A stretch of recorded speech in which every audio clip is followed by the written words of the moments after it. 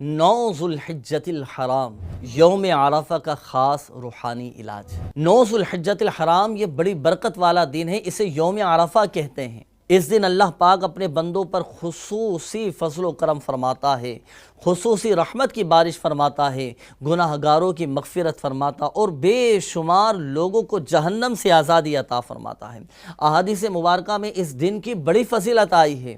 آئیے 9 ذوالحجۃ الحرام یوم عرفہ کی ایک خاص دعا، ایک خاص وظیفہ آج میں انشاءاللہ عز و جل عرض کرتا ہوں، تو خصوصیت کے ساتھ یوم عرفہ کو اس دعا کا اہتمام کرنا ہے۔ 9 ذوالحجۃ الحرام عرفہ کے روز اللہ پاک کے آخری نبی مکی مدنی صلی اللہ تعالیٰ علیہ وآلہ وسلم یہ دعا کیا کرتے تھے۔ عرفہ کے دن یہ دعا فرمایا کرتے تھے، لا الہ الا اللہ وحدہ لا شریک لہ لہ الملک ولہ الحمد بیدہ الخیر وَهُوَ عَلَىٰ كُلِّ شَيْءٍ قَدِيرٌ۔ تو ناظرین، عرفہ کے دن 9 ذوالحجۃ الحرام کو خصوصیت کے ساتھ اس دعا کا اہتمام کرنا ہے اور کثرت کے ساتھ اس دعا کو پڑھنا ہے۔ اللہ کی رحمت سے عرفہ کے دن کی برکتیں حاصل ہوں گی اور حضور علیہ الصلاۃ والسلام کی اس مبارک دعا کی برکت سے، دعائے مصطفیٰ کی برکت سے انشاءاللہ عز و جل ہمارے بگڑے ہوئے کام یہ سنورتے چلے جائیں۔ اگر آپ چاہتے ہیں کہ آپ کی روزی میں برکت ہو تو درود پاک پڑھیے۔ اگر آپ چاہتے ہیں آپ کی بیماری دور ہو جائے تو درود پاک پڑھیے۔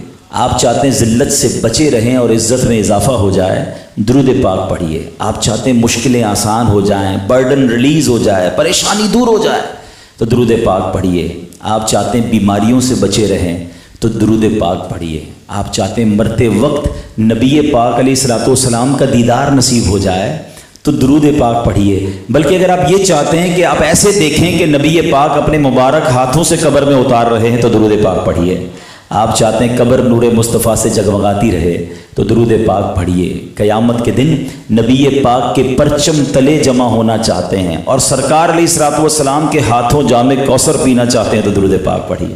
پیارے آقا کی شفاعت سے بہرہ مند ہو کر نبی پاک کے پیچھے پیچھے جنت میں جانا چاہتے ہیں تو درود پاک پڑھیے۔ اور سنیے، بار بار مدینے جانا چاہتے ہیں تو درود پاک پڑھیے۔ پیارے آقا علیہ الصلوۃ والسلام کا دیدار کرنا چاہتے ہیں تو درود پاک پڑھیے۔ اب مجھے بتائیے کچھ اور رہ گیا ہے؟ ایک مسلمان کے لیے جو کچھ اسے چاہیے، what ever he need in his life اور ان ہیئر آفٹر، زندگی اچھی گزرے، عزت والی گزرے، پریشانیوں سے بچ کر گزرے، روزی میں برکت ہو، کلمے والی موت، نبی پاک کا دیدار، اور پھر آقا جنت میں ساتھ لے جائیں، جب تک جیوں بار بار مدینے جاؤں، اور رہ کیا گیا ہے؟ آپ بلیو کریں، یہ ساری فضیلتیں جو میں نے بیان کی ہیں نا، یہ احادیث میں، روایتوں میں موجود ہیں کہ درود پاک ان تمام چیزوں کی، یہ درود پڑھنے والوں کو یہ تمام چیزیں حاصل ہو جاتی ہیں۔ تو پھر ہم کیوں فضول کاموں میں، فضول باتوں میں اپنا وقت ضائع کریں؟ اس کو تھام لیں۔ یہ مہینہ ایکچولی ہمیں درود پاک سے بھی جوڑنے آیا ہے۔